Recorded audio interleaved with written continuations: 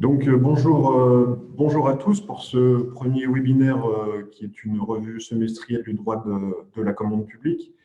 Revue semestrielle qui est co-organisée par Fiducial Legal Bailani et Pont Formation Conseil, que je remercie vivement pour leur aide et leur soutien pour l'organisation de cette revue. Alors l'idée de faire une revue webinaire semestrielle, c'est tout simplement de discuter ensemble des sujets qui nous préoccupent dans notre quotidien de juristes spécialisés dans la construction publique et plus spécifiquement sur l'exécution des marchés publics de travaux. C'est la première. Je compte sur vous pour avoir des retours sur le format et puis comme ça on pourra l'améliorer au fil du temps. Et puis également est en réflexion une formation spécifique avec Pont Formation Conseil sur ce thème-là, organisée une fois par an, peut-être sur une journée pour approfondir toutes les questions qu'on aura vues ensemble semestriellement. Donc nous pouvons commencer. J'ai prévu un petit plan qui consiste d'abord par le Code de la commande publique. Alors, les nouveautés issues du Code de la commande publique en matière d'exécution des marchés publics de travaux. Alors, plusieurs dispositions intéressent le Code de la commande publique et plus spécifiquement intéressent l'exécution des marchés publics de travaux dans le cadre du Code de la commande publique. À mon avis, le plus intéressant, c'est tout ce qui concerne les principes généraux de la commande publique qui sont codifiés à l'article 6. Et puis, nous évoquerons également tout ce qui est relatif au titre 9 du livre 1 intitulé « L'exécution des marchés ».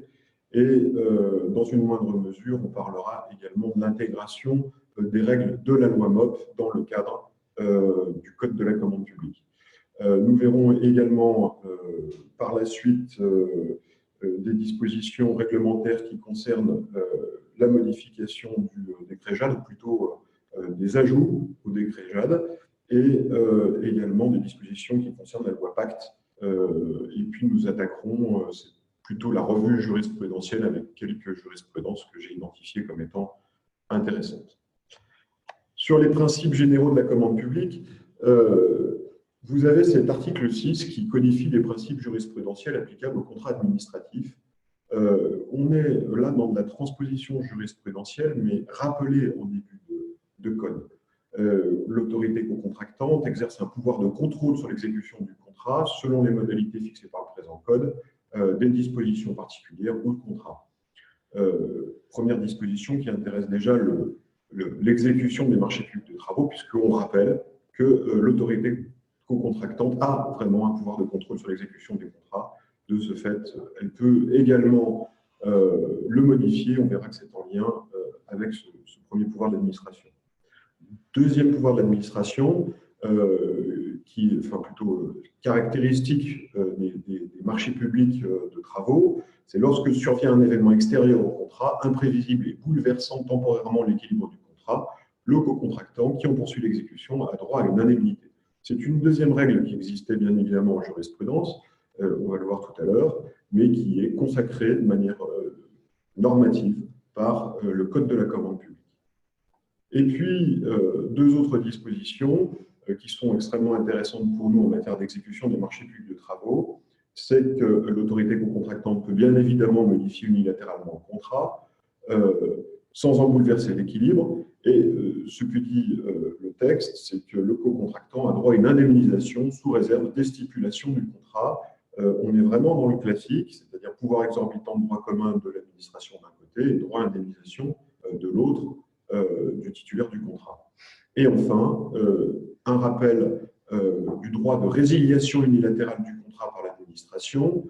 Ce droit existait déjà sans texte, donc on considérait que c'était vraiment un droit inhérent au contrat public. Et il est rappelé que le co-contractant a droit à une indemnisation sous réserve des stipulations du contrat. Là aussi, j'y reviendrai. Donc, qu'est-ce que l'on retient de cette première disposition? D'abord, le rappel d'un pouvoir de direction et de contrôle, le rappel d'un pouvoir de modification unilatérale, le rapport d'un pouvoir de résiliation unilatérale et la théorie de l'imprévision, des suggestions techniques imprévisibles, que l'on retrouve également dans cet article 6. Ce qui est, à mon sens, beaucoup plus gênant, qui est pourtant une réalité jurisprudentielle, mais qui mériterait de ne pas être trop développée, c'est la possibilité qu'a l'administration d'écarter tout droit à indemnisation par des stipulations contractuelles. On a toujours affirmé que, finalement, le contrat public reposait sur un certain équilibre entre, d'une part, les pouvoirs exorbitants de l'administration et, d'autre part, le droit, en contrepartie pour le titulaire, eh bien, d'exiger la sauvegarde de l'équilibre économique de son contrat tout au long de ses dispositions. Même si, effectivement, la jurisprudence, un arrêt du Conseil d'État du 19 décembre 2012, que je vous ai cité dans mon PowerPoint, qui rappelle qu'évidemment, on peut écarter un droit à indemnisation dans les stipulations contractuelles. Malheureusement, je pense que cette disposition jurisprudentielle, rappelée dans le Code de la commande publique, pourrait déséquilibrer l'économie du contrat. On en a un exemple jurisprudentiel relativement récent. C'est l'arrêt de la Cour administrative d'appel de Douai, du 31 janvier 2019. On n'est pas dans cet arrêt de la Cour administrative d'appel de Douai dans le cadre d'une exécution d'un marché public de travaux, mais dans le cadre d'un marché de prestation de services. Pour autant, on peut considérer qu'elle est parfaitement transposable au marché de travaux. L'administration passe un marché public, vise le CCAG et le CS comme pièce contractuelle, et puis se rend compte, après avoir conclu son marché, qu'elle n'a plus les moyens financiers pour passer la commande qu'elle a conclue avec la SARL Agapi, titulaire du contrat. Il en résulte une décision de résiliation. Le CCAG étant visé comme pièce contractuelle, le titulaire du contrat réclame une indemnisation, mais le CCAG étant visé, le montant de cette indemnisation est fixé à 5%.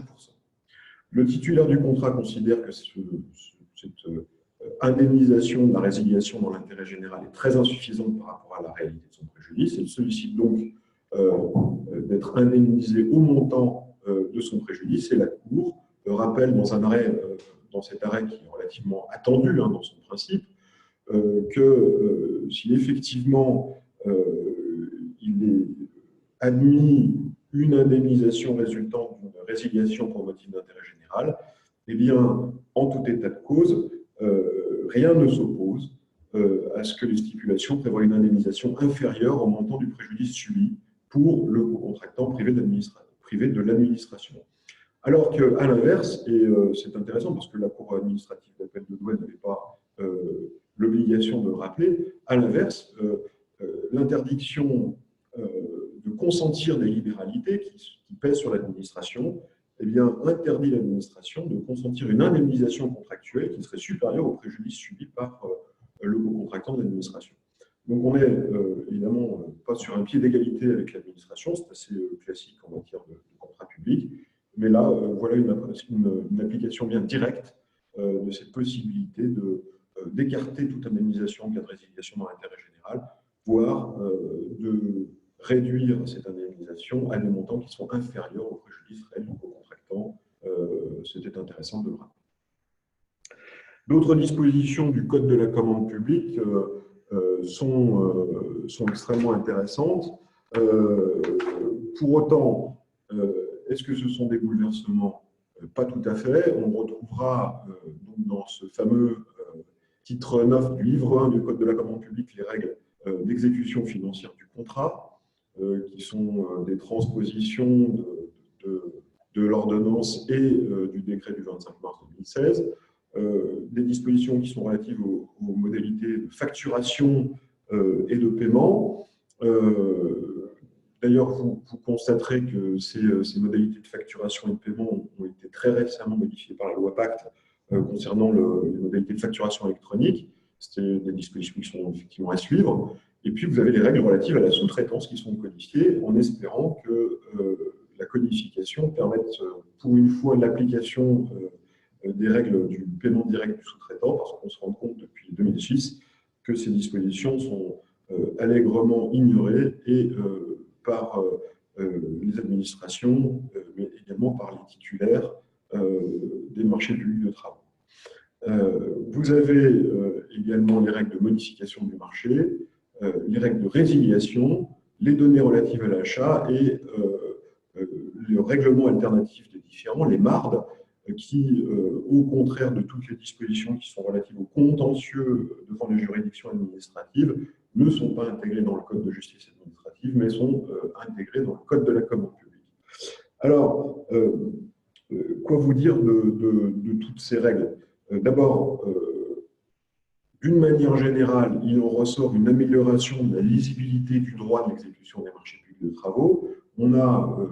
On avait plusieurs textes qui étaient un petit peu éparpillés, qui sont concentrés dans le Code de la commande publique, réorganisés, et la rédaction des articles, même si c'est une rédaction à droit constant et à jurisprudence constante, eh bien, facilite la lecture et peut-être faciliteront le respect de ces règles. Pour autant, bon, certains regrettent qu'on n'ait pas eu des dispositions qui soient plus précises et plus étoffées en ce qui concerne l'exécution des marchés publics. Effectivement, quand on compare les dispositions qui sont consacrées à la passation des marchés par rapport aux dispositions qui sont consacrées à l'exécution, il y a évidemment un réel déséquilibre. Mais pour autant, je crois qu'il faut se familiariser avec ce nouveau code et vous verrez qu'on s'améliore très nettement dans son contenu. Enfin, et c'est un thème qui me tient à cœur, c'est la codification de la loi MOP. Alors, sur la codification de la loi MOP, il y a évidemment beaucoup à dire et on n'a pas forcément le temps en une heure d'exposition, enfin d'exposer, de parler de ce thème. J'ai été le premier surpris de voir l'intégration de la loi MOP dans le Code de la commande publique. Pourquoi? Parce que la notion de maîtrise d'ouvrage est aujourd'hui une notion qui ne va pas dans le sens de l'histoire. Vous le voyez d'ailleurs avec la définition des marchés publics de travaux, qui ne font plus référence à la maîtrise d'ouvrage, et c'est une survivance quelque part de notre droit franco-français qu'on a voulu maintenir dans la loi MOP. Est-ce qu'il faut le regretter? Je ne pense pas. Ce d'autant plus que vous avez un rappel des obligations de la maîtrise d'ouvrage dans le Code et de l'organisation de la maîtrise d'ouvrage qui peut être parfaitement utile dans on va dire, le montage d'une opération de construction. Ce qu'on peut regretter, c'est que, notamment en ce qui concerne les obligations de la maîtrise d'ouvrage, ces obligations n'aient pas été hiérarchisées par le texte, mais repris tel qu'il existait dans la loi MOP. Par exemple, toute cette notion d'étude de la faisabilité de l'ouvrage préalablement à la définition du programme et puis à la passation des marchés de conception puis d'exécution, est une notion qui est un petit peu noyée, alors qu'elle aurait dû être peut-être mise en valeur et beaucoup plus développée que ce qu'elle est actuellement. Vous avez également un réel effort de rationalisation des méthodes d'organisation de la maîtrise d'ouvrage, avec l'introduction dans le Code de la commande publique de la notion d'assistant à maîtrise d'ouvrage, qui était une notion qui était empirique, mais pas juridique. C'est aujourd'hui une notion qui devient juridique. Et vous avez un rappel des dispositions relatives dans les rapports entre, d'une part, le maître de l'ouvrage et le maître d'œuvre, et d'autre part, le maître d'œuvre et les titulaires des marchés publics de travaux. Il convient, à mon sens, de faire extrêmement attention à cet article L 2431-2 du Code de la commande publique qui reprend l'article 7 de la loi MOP et qui établit un partage extrêmement normalement rigoureux entre, d'une part, celui qui conçoit l'ouvrage, d'autre part, celui qui réalise l'ouvrage hors procédure de conception-réalisation. Et c'est peut-être un élément qui va rétablir des pratiques un petit peu plus saines dans le cadre de notre exécution des marchés de travaux, puisqu'on se retrouve de plus en plus souvent avec des marchés de travaux où le titulaire est dans la quasi-obligation de reprendre des études de conception au-delà même des études d'exécution et d'en supporter les risques juridiques, ce qui n'est pas conforme avec des dispositions qui, il faut le rappeler, sont d'ordre public. Alors, l'intérêt de la codification de la loi MOP est évidemment certain. Pour autant, est-ce que c'est une disposition d'avenir? J'en suis pas certain, parce qu'effectivement, on se rend compte que la loi MOP prend de plus en plus de coups. Elle est de plus en plus écartée par les textes successifs. On a une vraie défiance du législateur, que l'on a remarqué d'ailleurs dans la loi Elan, vis-à-vis de cette loi MOP. Donc, on va dire que d'une part, elle a un intérêt évidemment pour l'organisation et le rappel des obligations de maîtrise d'ouvrage. Pour autant, ce n'est pas le sens de l'histoire. Voilà pour ce qui est du Code de la commande publique. Difficile de vous résumer ça en quelques mots. Pour autant, c'était pas mal de se rappeler l'essentiel des dispositions qui concernent l'exécution des marchés de travaux. Deuxième élément qui est particulièrement important, vous l'aurez peut-être remarqué, c'est le décret du 7 février 2019 modifiant le Code de justice administrative. Alors, concernant ce décret, il fait suite au décret JAD. Comme vous l'aviez constaté par son article 10, le décret JAD avait étendu aux litiges en matière de travaux publics l'obligation de lier le contentieux, puisque R421-1 du Code de justice administrative rappelle que lorsque la saisine du juge tend au paiement d'une somme d'argent, elle n'est recevable qu'après l'intervention de la décision prise par l'administration sur une demande préalable formée devant elle. Cette saisine préalable échappait au contentieux des travaux publics, a été étendue, uniformisée plutôt par le décret JAD, et ça n'a pas manqué d'entraîner un certain nombre d'interrogations sur l'application de ce décret JAD au marché public de travaux visant le CCAG comme pièce contractuelle, pour deux raisons.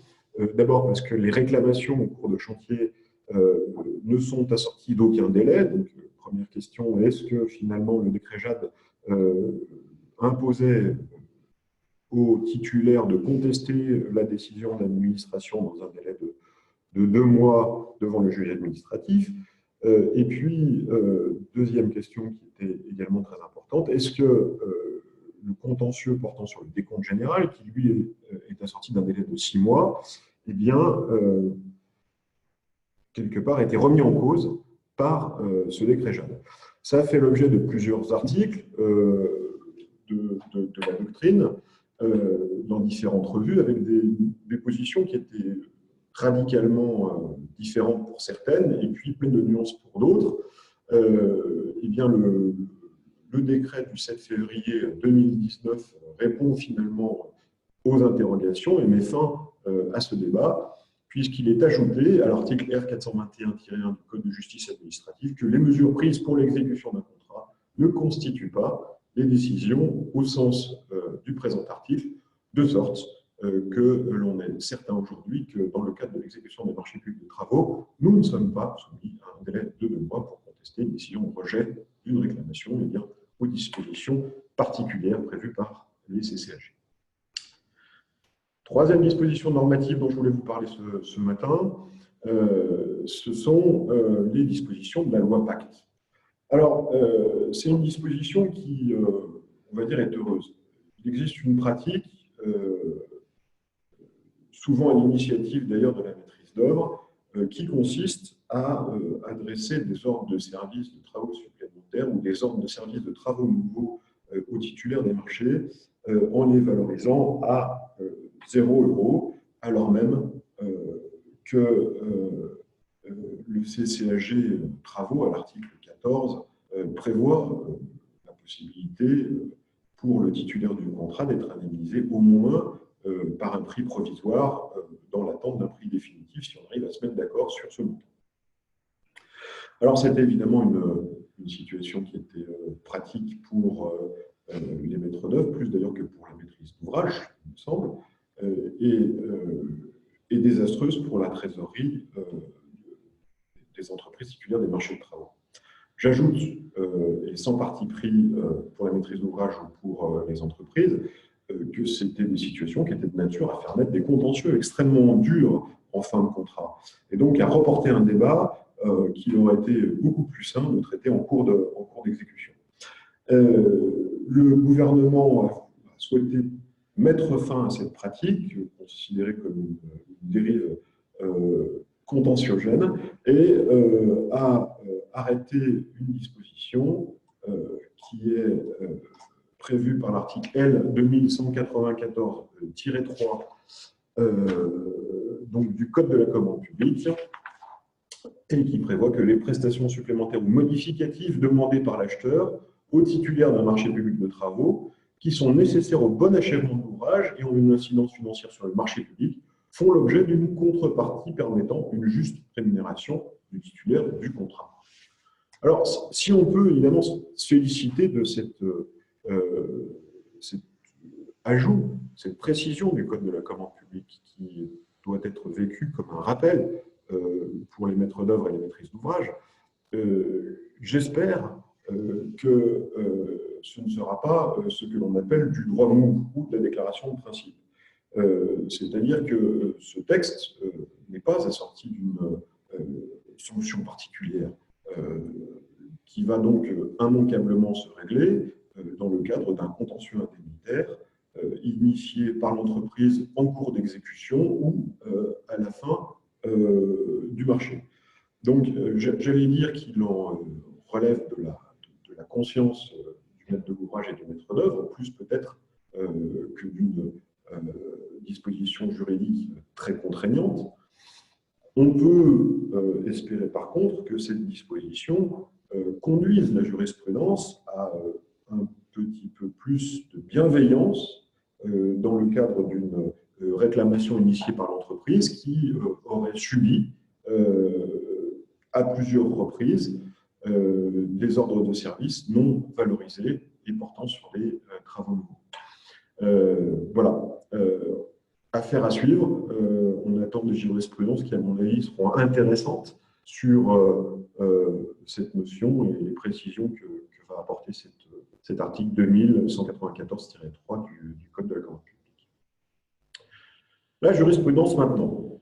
Alors, je vais essayer de rendre ça le plus vivant possible parce que c'est une matière que vous savez technique et vous parlez d'une succession de quelques arrêts, on va dire dans une matière technique, au moment du déjeuner, peut évidemment être soporifique, mais je pense qu'on va s'en tirer quand même.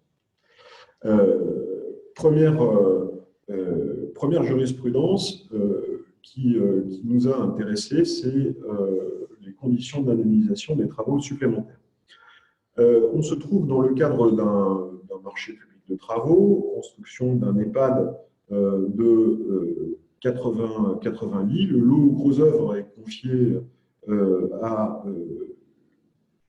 la société construction holding qui dépose une claim de 409 513 €.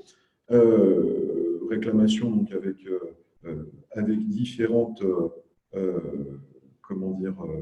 avec différents postes d'indemnisation, notamment des postes d'indemnisation pour travaux supplémentaires. Le mandataire du maître de l'ouvrage notifie lui un décompte général négatif en raison de pénalités de retard relativement importantes de la part du titulaire. Et que rappelle cet arrêt? Eh bien, cet arrêt reprend une disposition qui est désormais classique. Le titulaire d'un marché conclu à prix global et forfaitaire peut obtenir une rémunération complémentaire lorsqu'il effectue des prestations non prévues au marché et commandées par ordre de service, ou lorsque ces prestations, alors même qu'elles n'auraient pas été commandées par ordre de service, étaient indispensables à la réalisation de l'ouvrage dans les règles de l'art. Alors, une fois que ce considérant de principe ou cette disposition de principe est rappelée par la Cour administrative d'appel de Nancy, eh bien, la Cour rejette la demande d'indemnisation de l'entreprise. Pourquoi? Parce qu'elle considère d'abord, en ce qui concerne les travaux qui étaient commandés par le maître de l'ouvrage, qu'il s'agissait en réalité des travaux de reprise ou expressément compris dans les prix du marché, donc qui échappaient à la notion de travaux supplémentaires. Et de même, on a une application de la jurisprudence de principe Canary du 17 octobre 1975 concernant les travaux indispensables à la réalisation d'ouvrages dans les règles de l'art. Et la Cour considère qu'aucun des travaux dont la rémunération est sollicitée par le titulaire ne peut rentrer dans le cadre de cette jurisprudence. Donc, c'est un rejet, ce qui nous fait dire d'une manière générale qu'on est dans une application plutôt rigoriste des juges administratifs en matière d'application du prix global et forfaitaire.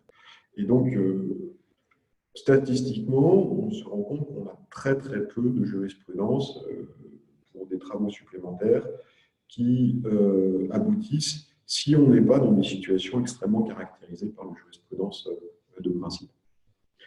Je souhaitais rapprocher cet arrêt de la Cour administrative d'appel de Nancy d'un autre arrêt intéressant de la Cour administrative d'appel de Marseille du 12 novembre 2018, où on est sur aussi plusieurs thématiques, mais la thématique des paiements de travaux supplémentaires.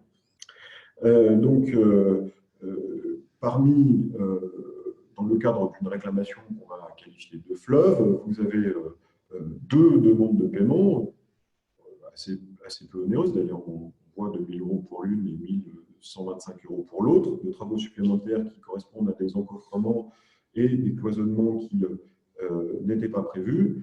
Et donc, l'entreprise exécutant ces travaux sollicite dans le cadre de sa réclamation fleuve le paiement de ces travaux supplémentaires. La position du juge, elle est particulièrement intéressante parce qu'on se rend compte dans ce dossier qu'on n'avait pas d'ordre de service qui avait été délivré au titulaire. Le titulaire exécute ces travaux supplémentaires et il les exécute. Pourquoi? Parce qu'il est fait mention dans deux comptes rendus de réunion de chantier de ces travaux supplémentaires. Sans pour autant, rappelle la Cour, qu'on ait eu une mention expresse d'une demande de la maîtrise d'ouvrage ou de la maîtrise d'œuvre d'exécuter ces travaux supplémentaires. Et donc, à la suite de l'exécution de ces travaux, l'entreprise propose un devis pour travaux supplémentaires et ce devis n'est pas accepté. La question qui va se poser à la Cour est de savoir si finalement, sur la base d'indications inscrites dans le compte-rendu de réunion de chantier, on peut considérer qu'il y a eu une demande expresse de l'administration auprès de l'entreprise qui justifie la rémunération de ces travaux supplémentaires.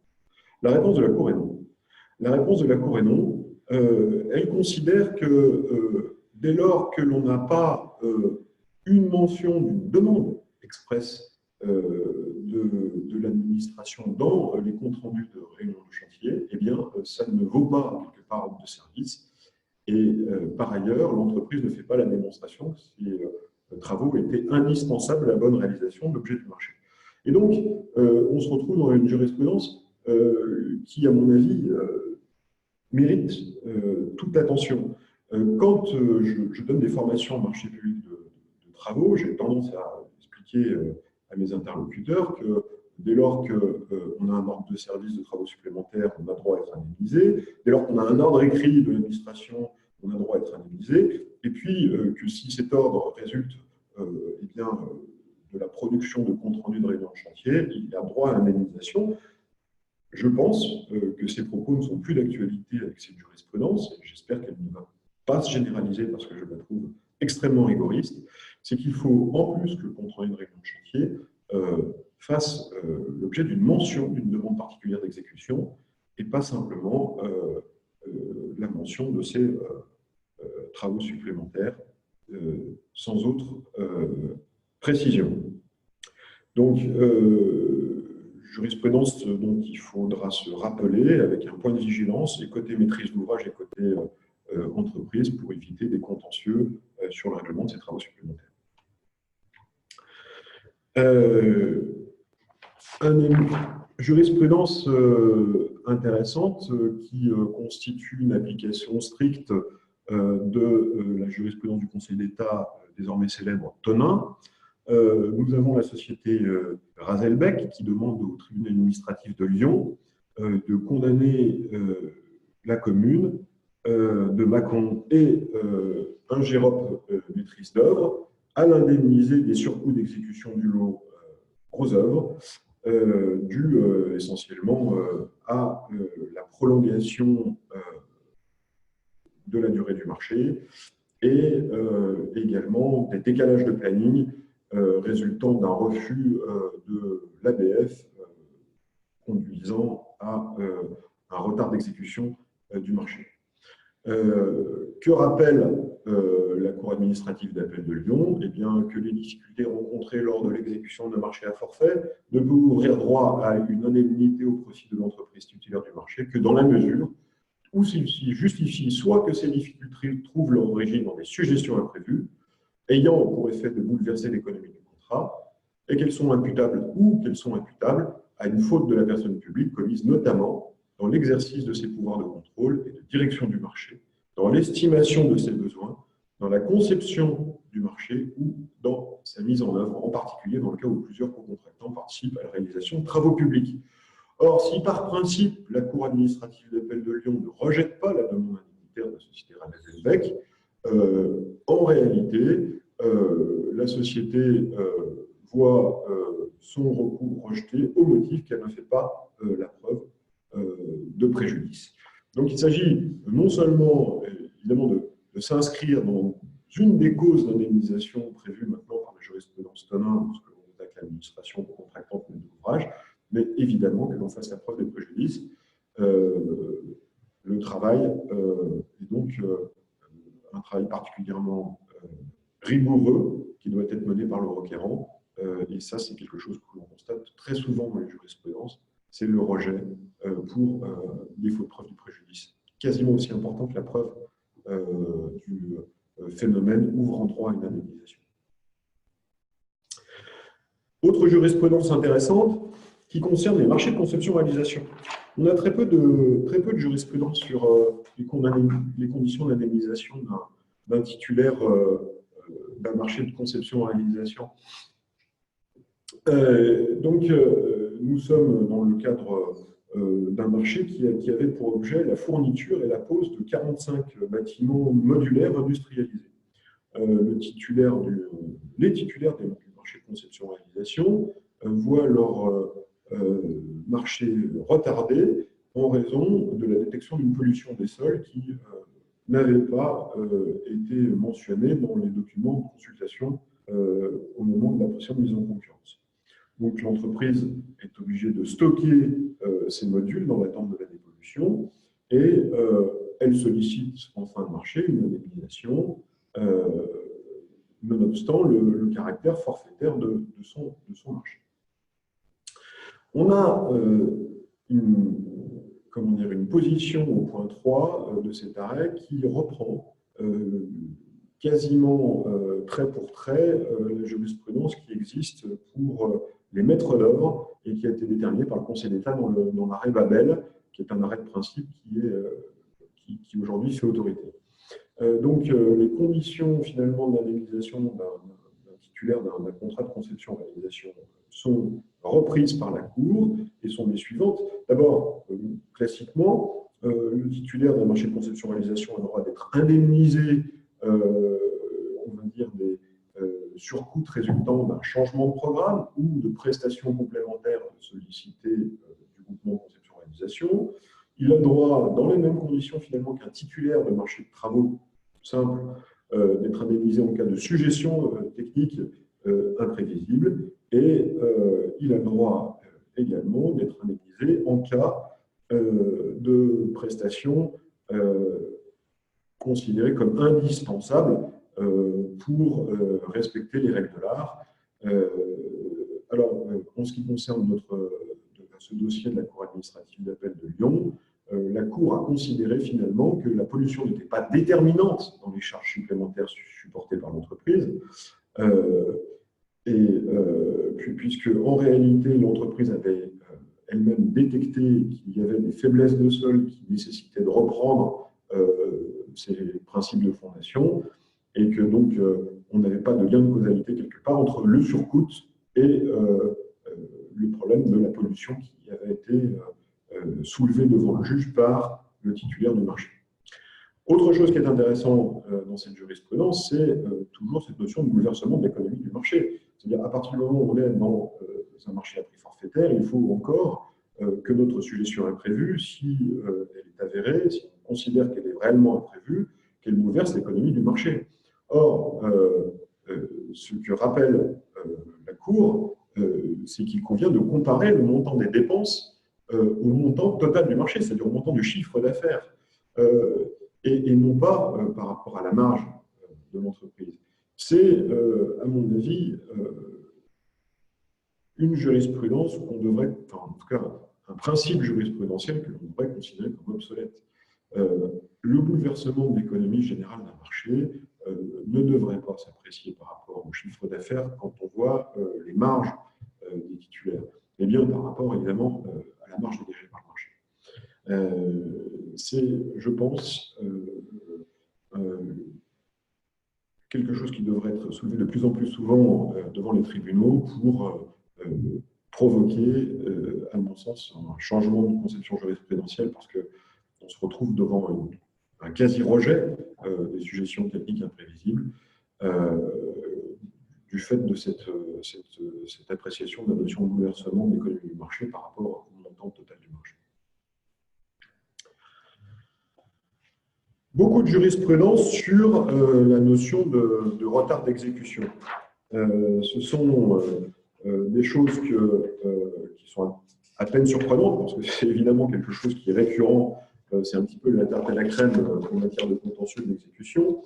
Le premier arrêt dont nous allons parler ensemble est l'arrêt de la Cour administrative d'appel de Nancy du 26 février 2019, société Fimaluplast. Fimaluplast est chargée d'un lot de menuiserie extérieure. Elle a, c'est une société, beaucoup de retard dans l'exécution du marché, 96 jours sur la durée totale du marché.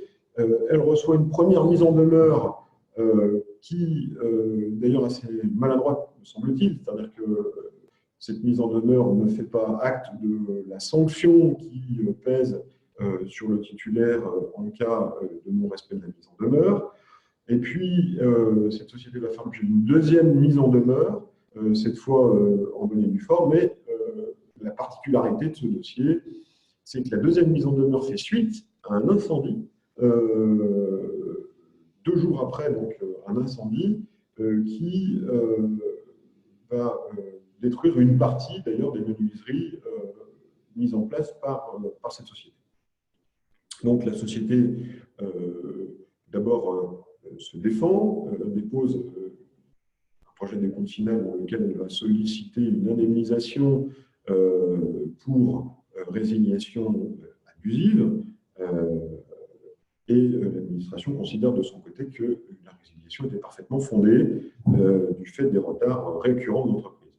La jurisprudence sur ce point est assez sévère, puisqu'elle va considérer qu'en réalité, l'entreprise ne peut se prévaloir ici d'un cas de force majeure de nature à l'exonérer de ses responsabilités contractuelles, dans la mesure où elle avait fait l'objet déjà d'une première mise en demeure avant, l'incendie, de sorte qu'il n'y avait pas de lien de causalité entre les retards de l'entreprise et la situation d'incendie qui, sans nul doute, avait pu avoir quand même une influence sur l'exécution du contrat. Mais l'influence n'était pas suffisamment évidente pour qu'on considère l'entreprise comme fondée dans sa réclamation. Deuxième jurisprudence qui concerne un marché de maîtrise d'œuvre, mais qui est, transposable au marché de travaux. c'est un arrêt lyonnais, lui aussi, Cour administrative d'appel de Lyon, 2 octobre 2018, centre hospitalier intercommunal des hôpitaux du Léman. Alors, dans ce marché, on se retrouve avec des pénalités contractuelles qui sont appliquées aux titulaires du contrat à hauteur de 2 380 € hors taxe. Et l'administration n'attend pas, maître de l'ouvrage n'attend pas le décompte final pour appliquer ces pénalités sur les situations d'entreprise. Elle fonctionne tout de suite ces pénalités sur 2 acomptes successifs. 3 points intéressants dans cet arrêt. Premier point, c'est que le titulaire du marché n'attend pas le décompte final pour saisir le juge du contrat. Il demande à ce que lui soient versés ces acomptes avant le décompte général du marché. Et là, on a un nouveau coup de canif apporté au principe d'unicité du décompte par la jurisprudence, puisqu'il est écrit que le titulaire d'un marché peut demander au juge du contrat la condamnation du maître d'ouvrage à lui verser des acomptes avant même l'établissement du décompte général. Il appartient alors au juge de l'exécution du contrat, saisi par voie du plein contentieux, d'apprécier si les circonstances de fait en vigueur à la date à laquelle il statue ouvrent droit au paiement des sommes demandées. Donc, possibilité pour le juge du fond d'être saisi avant le décompte général du marché pour statuer sur la question du paiement d'acomptes refusés. Ce qui, encore une fois, est un nouveau, une nouvelle preuve de l'absence d'efficience, enfin pas d'efficience, mais plutôt d'effectivité du principe d'unicité du décompte. Et je vous renvoie à un article que nous avons rédigé avec mon associé Maître David sur ce sujet dans le contrat public de mai 2019, un principe en voie de dispersion.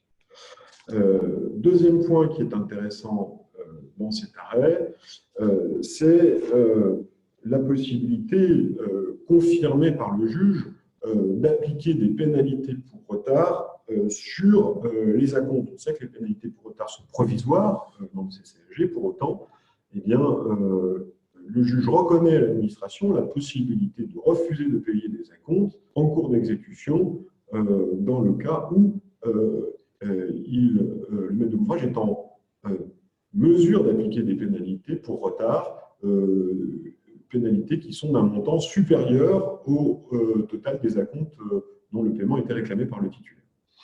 Deuxième point extrêmement important, c'est que le juge fait référence aussi également à différentes malfaçons qui ont fait l'objet d'expertises ordonnées par le tribunal administratif de Grenoble et dont l'imputabilité pouvait être établie, on va dire que dont la responsabilité du maître d'œuvre pouvait être établie. Et donc, le juge considère finalement qu'on peut aussi refuser le paiement d'un acompte en cas de malfaçon dont le titulaire du contrat serait à l'origine. Donc, 2 dispositions qui sont intéressantes pour la maîtrise d'ouvrage cette fois, puisque ça conforte le maître d'ouvrage sur la possibilité tout à fait d'exercer, on va dire, une pression tout au long du marché sur l'entreprise si elle a du retard ou s'il existe des malfaçons avérées.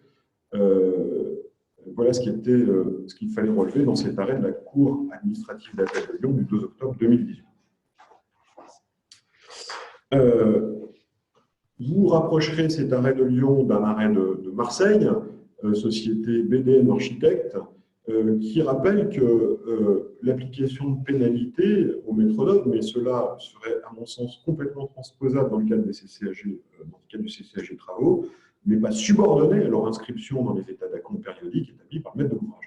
C'est-à-dire que même si finalement, pendant plusieurs acomptes, il n'est pas appliqué de pénalité contractuelle de retard, eh bien, le maître d'ouvrage peut décider tout à fait de revenir sur cette position et d'appliquer des pénalités, que ce soit dans le cadre du décompte final ou même au cours d'exécution de marché. C'est à rapprocher d'un arrêt plus ancien, du 7 juin 2018, Société de rénovation et de maçonnerie, qui concerne là pour le coup le CCAG travaux, et qui rappelle qu'aucun texte ni aucune stipulation contractuelle n'impose au maître de l'ouvrage de faire figurer dans les acomptes mensuels les pénalités de retard applicables dont il peut se prévaloir jusqu'à l'établissement du décompte général. Autre élément important dans cet arrêt BDM Architecte, c'est le rappel. C'est quand même quelque chose qui est souvent plaidé, sans succès. C'est le rappel qu'une pénalité de retard n'est pas, comment dire, l'indemnisation du préjudice du maître de l'ouvrage. C'est-à-dire c'est une indemnisation forfaitaire du préjudice, et c'est une clause pénale, et de ce fait, la pénalité de retard va s'appliquer quand bien même le maître de l'ouvrage n'a subi aucun préjudice du fait du retard, et quand bien même le préjudice subi par le maître d'ouvrage serait très inférieur au montant de la pénalité de retard. Le caractère excessif de la pénalité n'est pas considéré au regard de l'ampleur du préjudice subi par le maître d'ouvrage. Alors, autre disposition, autre jurisprudence qui a retenu mon attention, c'est la jurisprudence de la Cour administrative d'appel de Bordeaux du 4 décembre 2018, département du Lot. Alors, en 2 mots, on se retrouve dans le cadre d'un contentieux portant sur le solde du marché, où le maître de l'ouvrage décide, comment dire, de notifier un décompte général, et dans le décompte général, il fixe un solde de tout compte pour les sociétés avec des pénalités mentionnées dans le décompte général à 0 €. Puis il notifie ce décompte, le décompte est accepté par l'entreprise, et finalement il se rend compte au moment de devoir payer les sommes relatives à ce décompte qu'un certain nombre de pénalités n'avaient pas été mentionnées à tort dans le décompte général, et donc il retient ces pénalités sur les sommes qui sont dues en application du décompte général. Que dit le juge? Eh bien, le juge dit finalement qu'on ne peut pas appliquer des pénalités de retard dès lors qu'elles ne sont pas inscrites au décompte général. J'allais dire qu'en plus, le décompte général étant en l'occurrence accepté, ça faisait un obstacle de plus à une indemnisation du maître de l'ouvrage, puisque on se heurterait dans ce cas-là au caractère intangible du décompte général définitif. C'est important de le rappeler. On est très surpris de considérer que c'est une évidence, mais malgré tout, on a très régulièrement des jurisprudences en ce sens.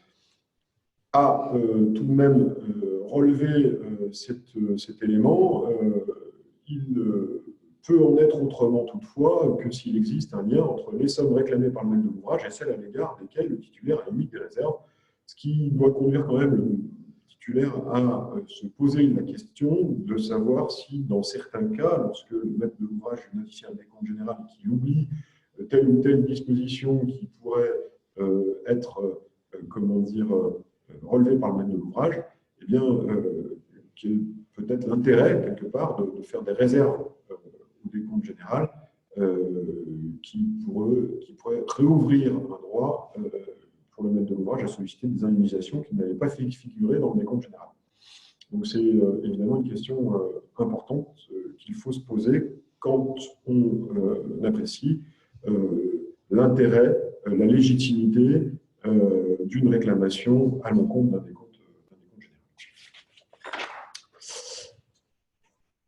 2 contentieux qui sont remarquables, là aussi, vous ne serez pas surpris du principe, mais c'est parfois des erreurs que l'on commet quand on est titulaire d'un marché de travaux, et on se heurte à la technicité de cette matière, c'est l'habilitation du mandataire à représenter le groupement. Les 2 jurisprudences sont toutes les 2 relatives à un groupement conjoint avec mandataire solidaire. Dans la première jurisprudence, j'ai un groupement conjoint, composé des compagnons Paveur et Fayolle, Fayolle étant mandataire du groupement, et le mandataire comment dire, judiciaire des compagnons Paveur, saisit le tribunal administratif d'une réclamation, et le tribunal va rejeter cette demande au motif que le mandataire judiciaire des compagnons paveurs, enfin les compagnons paveurs, n'ont pas qualité pour saisir le tribunal administratif dans le délai de parfait achèvement, puisqu'ils ne sont pas mandataires du groupe. Même principe, même sanction dans l'arrêt de la Cour administrative d'appel de Bordeaux du 20 décembre 2018, société ETP. Dans cette deuxième affaire, ETP est mandataire d'un groupement conjoint avec 2 autres sociétés. Le délai de parfait achèvement est expiré et la société ETP dépose, après avoir déposé une réclamation, saisit le tribunal administratif d'une requête au nom du groupement. Or, là aussi, à partir du moment où la requête est déposée postérieurement au délai de parfait achèvement, eh bien, le mandataire n'a plus qualité pour solliciter une indemnisation au nom du groupement pour le compte du groupement. Donc, c'est des choses auxquelles il faut faire extrêmement attention. On voit bien que régulièrement, des groupements qui sont pourtant représentés par des juristes font cette erreur. Peut-être une alerte particulière pour tous les directeurs juridiques et les juristes d'entreprise sur cette jurisprudence. Vous avez des jurisprudences qui concernent le décompte final. Plusieurs jurisprudences qui concernent le décompte final. La première, qui va inquiéter autant les entreprises, j'allais dire, que les maîtres de l'ouvrage, c'est cet arrêt du Conseil d'État du 25 janvier 2019, société Self Saint-Pierre et Miquelon. La société Self réclame une indemnisation pour la prolongation du marché. Elle demande donc une rémunération complémentaire avec son projet de décompte final, qu'elle transmet au maître d'œuvre et aux représentants du pouvoir adjudicateur. Cette réclamation, donc, comme je vous l'ai dit, porte pour l'essentiel sur la prolongation du délai du marché.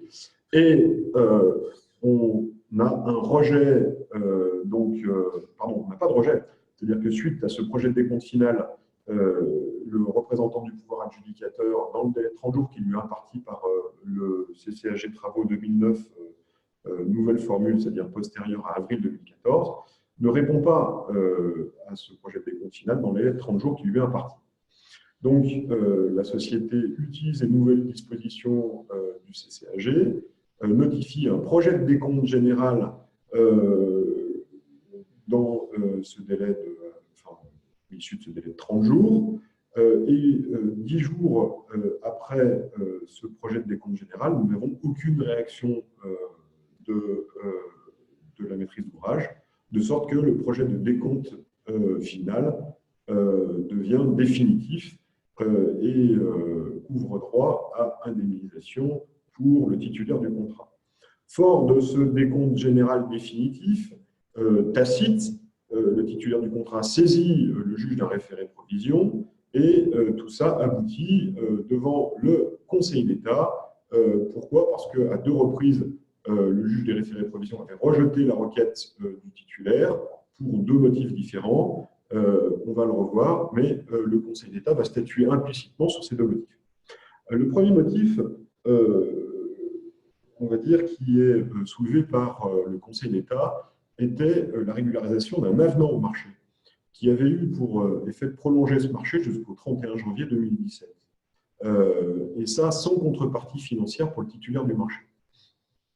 Et ce que considère la Cour administrative d'appel de Bordeaux, c'est que dès lors que l'on avait signé cet avenant de prolongation, eh bien, quelque part, on ne pouvait se prévaloir, même dans le cadre d'un décompte général définitif tacite, d'une indemnisation pour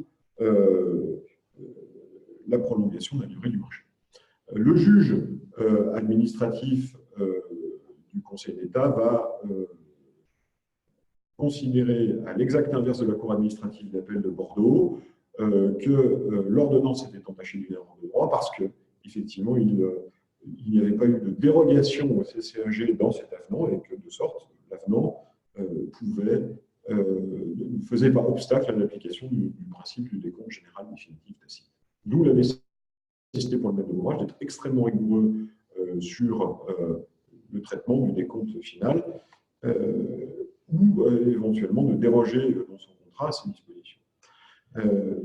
Deuxième élément qui retiendra votre attention dans cet arrêt du Conseil d'État, c'est que il y avait un deuxième argument qui avait été évoqué plus tôt devant le tribunal administratif, qui était de dire, de toute façon, ce projet de décompte général ne pouvait pas créer d'effet de droit parce qu'il ne comprenait pas le dernier projet de décompte mensuel de l'entreprise.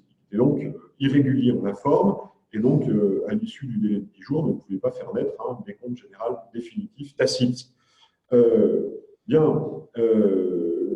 Contrairement à un arrêt de l'année dernière, qui est du 25 juin 2018, Société Merceron TP, on voit que le Conseil d'État met un petit peu de souplesse. Effectivement, le principe, c'est que l'entreprise ne peut se prévaloir de ce décompte général définitif tacite qu'à la condition d'avoir strictement respecté la forme et les règles du décompte final.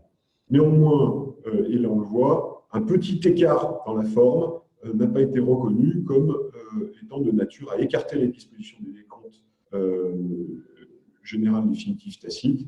C'est quelque chose que l'on utilisera probablement dans le cadre des contentieux et qui va un peu à l'inverse, à mon sens, ou en tout cas qui assouplit considérablement les positions jurisprudentielles du Conseil d'État en la matière.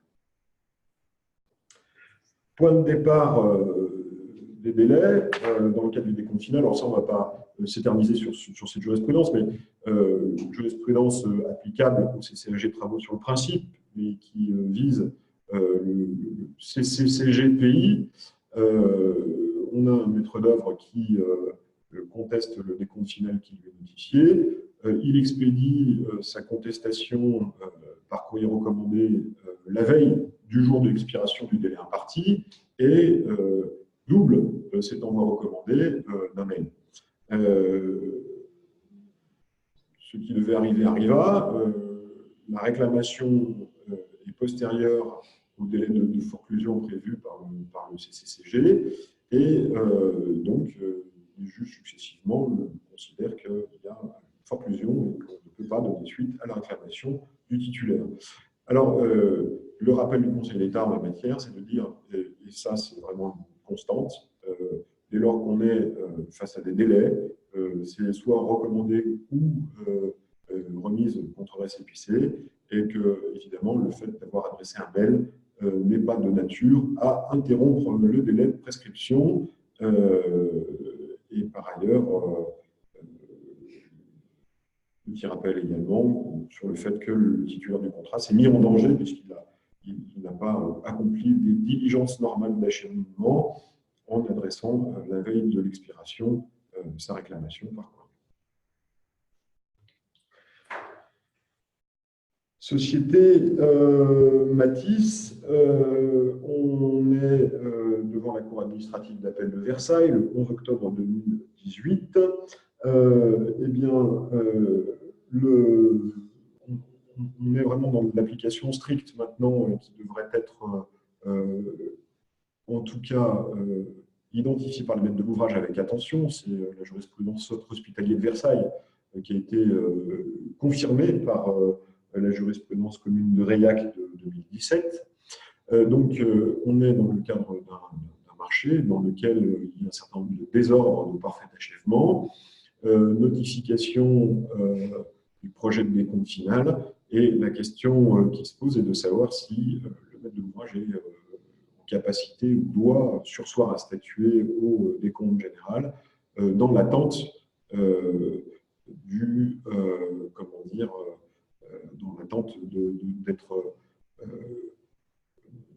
dans l'attente d'avoir des précisions sur le montant des réserves faites à la réception et du coût des travaux de reprise. Eh bien, c'est confirmé évidemment par la Cour administrative d'appel de Versailles. Rappelez-vous que si l'on notifie un décompte général sans intégrer les coûts de reprise des réserves de parfait achèvement, eh bien, ça entraîne un effet de purge de la parfait achèvement et donc une impossibilité pour le maître de l'ouvrage se prévaloir de ces parfaits achèvements. Et rappelez-vous aussi cet arrêt intéressant qui dispose que s'il apparaît que la responsabilité du co-contractant est susceptible d'être engagée à raison de toute faute commise dans l'exécution du contrat, le maître d'ouvrage doit surseoir à l'établissement du décompte jusqu'à ce qu'il puisse obtenir l'indemnisation de son préjudice éventuel. C'est l'arrêt REIAC du 17 mai 2017.